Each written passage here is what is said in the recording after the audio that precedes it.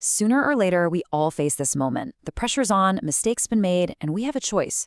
Do we act with integrity, or do we fall back on intimidation? It's a choice that really defines who we are. And today, we're going to break down exactly why. You know the feeling, right?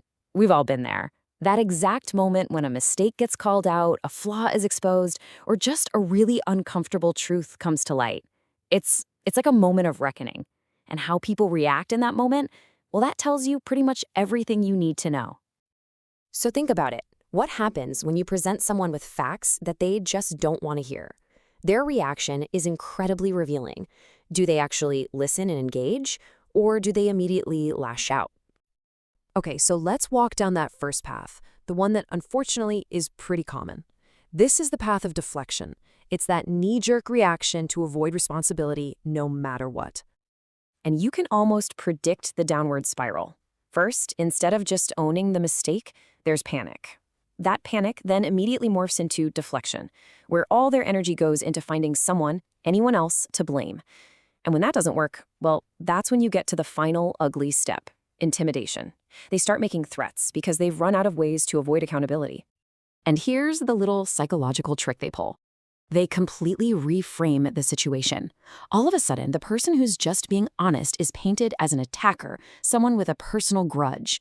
You know, it's a pretty clever way to dismiss the facts without ever having to actually face them. So you gotta ask why? Why do people go this route? Why choose intimidation over just a little bit of introspection? The answer isn't what you might think. It has nothing to do with strength or being in control.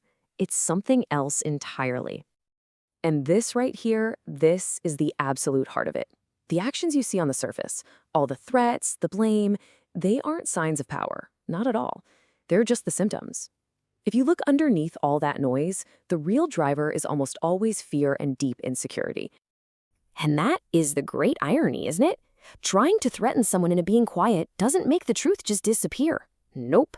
All it does is put a giant flashing spotlight on your own fear. It basically proves you can't handle the truth. But, okay, there is another way, a much stronger, much more constructive path you can take, and that is the path of integrity. So here's the huge difference. The whole goal of intimidation is external, right? It's about shutting other people up to control the story. But the focus of integrity, that's all internal. It's about a commitment to correcting yourself, and it doesn't matter who pointed out the mistake in the first place. So what does real integrity actually look like in this situation? Well, it's having the strength to look a mistake dead in the eye and choose responsibility instead of retaliation. It means you're putting your energy into fixing the actual problem, not trying to punish the person who brought it to your attention. I mean, here's the bottom line. Everybody makes mistakes. That's a given. That's not the test.